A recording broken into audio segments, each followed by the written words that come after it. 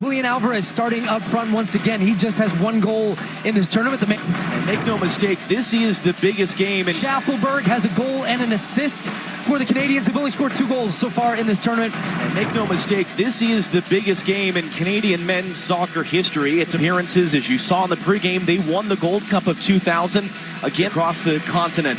This is as big a stage as Canada's men of all time. It is warm, it is humid, it is Ardent control, and even that was the case last Thursday in Houston against Ecuador, until it wasn't, and they scored in stoppage time, and they very nearly won. Before Argent being sent off, they scored just 1 goal, but it was enough in the win. DePaul clipped in towards Alvarez. Well, the hunger of Tagliafico there was impressive for Argentina on a heavily watered pitch.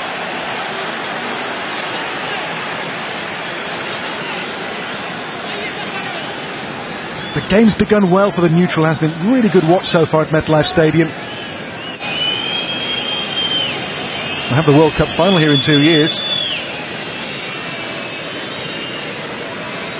Johnston. Header on there for Carl Larin. Now Richie Laryea for Canada. They've unsettled Argentina so far, the way they've gone about this, Canada.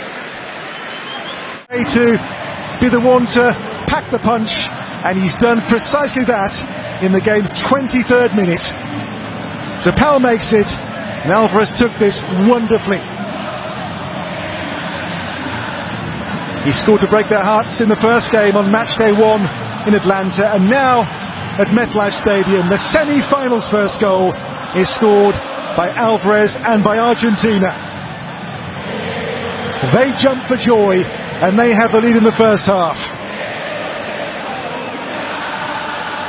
What a ball by DePaul to find him though, first of all.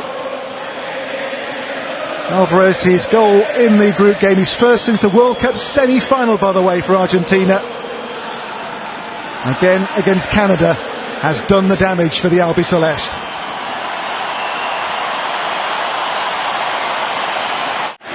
If you swing for the king, you better not miss. Well, the Canadians did miss their chances. And Argentina, when they got one, they took it. This is DePaul, stopped by Bombito. So Julian Alvarez with the first goal of this semi-final. And the ominous things for Canada to think about here are the fact they don't concede goals. Argentina, since the World Cup, 18 matches, 1 defeat, but 14 clean sheets. 3 here so far. Only Kevin Rodriguez of Ecuador scored against them in their quarter-final. Only goal which has gone by Emi Martinez so far in Copa America 2024. But they can't lose their heads here, the Canadians. They have to keep their focus and keep doing what they were doing so well for so long in this first half.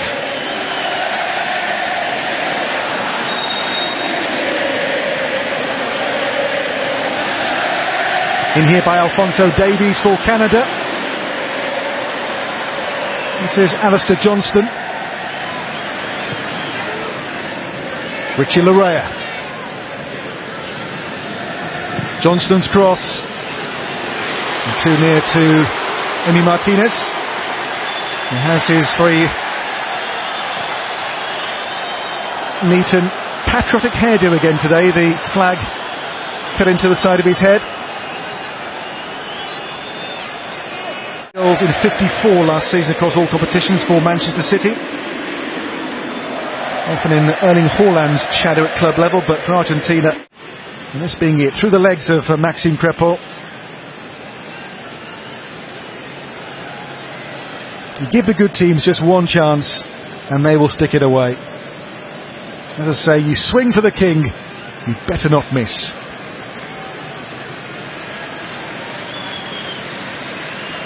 And Alvarez certainly did not.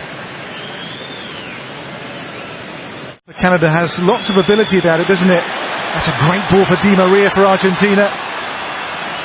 Di Maria runs on here for Messi. Messi still, oh, Messi wide.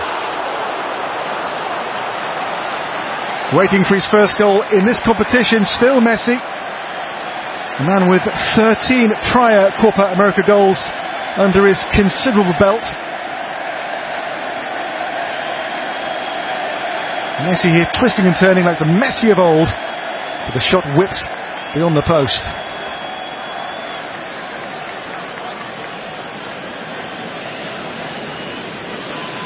In the wake of the quarter-finals, he called Emi Martinez the best goalkeeper in the world. Not that Messi. Falls here for Montiel, for Messi.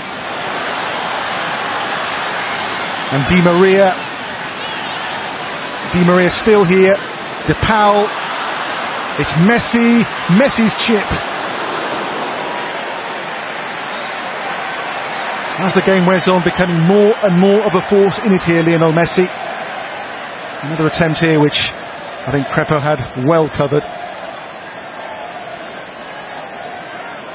Held in here by Johnston. Towards the head of Larry. There's David who stole in. Emi Martinez, not for the first time, is Argentina's saviour.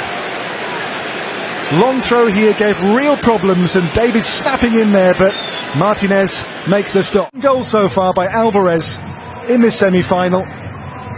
The holders for now are on course, but this is by no means a done deal yet. Half-time score, it is for which these are the closing stats. You can see the ball being bossed so far by this semi-final. Behind him, number 9, Julian Alvarez. The difference. The Canadian huddle. The second half then underway at MetLife Stadium. The lead for Argentina. A goal by Alvarez, who I think has won the free kick as well here. In the first meeting, it was a goal early in the second half from Alvarez, which opened up the Canadians in Atlanta 19 days ago. He's won the free kick here in a good position in the second.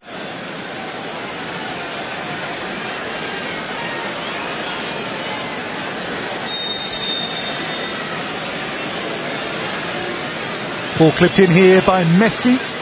Didn't fall for Enzo Fernandez. It will though fall here for Di Maria. Ball turns over here. The break is on for Schaffelberg. Away from two players, but the ball just out of play here before he could get clear, much to Jesse Marsh's displeasure.